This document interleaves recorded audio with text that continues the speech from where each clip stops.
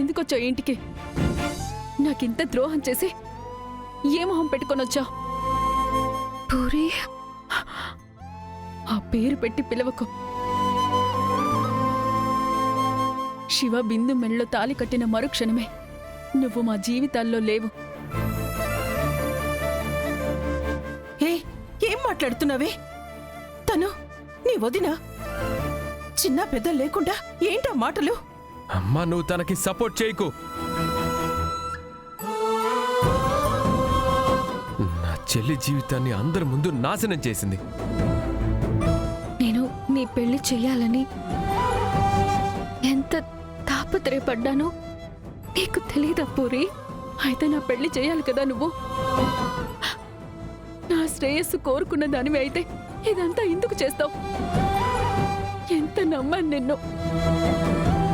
మా అమ్మ తర్వాత అమ్మ అనుకున్నానే. ఆ విశ్వాసం కూడా చూపించలేకపోయావా?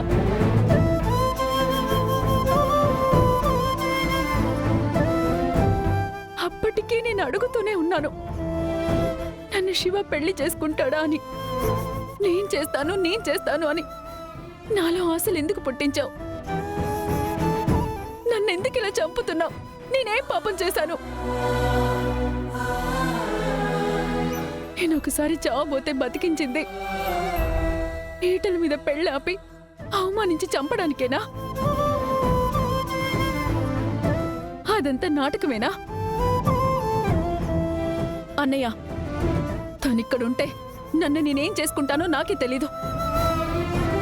2 నిమిషాల్లో తన నేనా తేలిపోవాలన్నయ్య.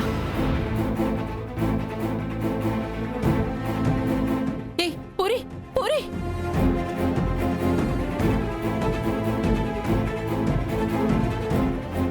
ఏం చెప్పావు గగన్ తనకి? ఎన్ని రోజులు ఇంత ప్రేమించి ఇప్పుడు ఇంత ద్వేషిస్తోంది? కరెక్ట్ గానే మాట్లాడింది కదమ్మా. ఈ ఇంటి మనిషి అనుకున్నప్పుడు ఈ ఇంటి గౌరవాన్ని కాపాడే బాధ్యత కూడా తనకుండాలి. కానీ ఆ బాధ్యత లేని వాళ్ళకి ఈ ఇంట్లో ఉండే అర్హత లేదు.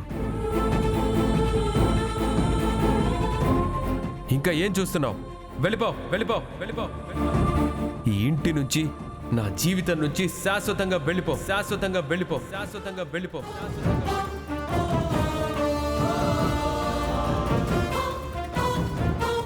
ఈ మాటలు నీ మనసులో నుంచే వస్తున్నాయా బావా? బంధమే వద్దంటుంటే బావా అంటావేంటి? నాతో ఏ సంబంధం లేని వాళ్ళు నన్ను బావా అని పిలవడానికి నేను ఒప్పుకోను. ఇన్ఫాక్ట్ ఈ ఇంటి పరువుని మంట కలిపిన మండపంలోనే నేను చెప్పాను కదా, నీకు నాకు ఏ సంబంధం లేదని. అయినా ఎందుకు వచ్చావు ఇప్పుడు?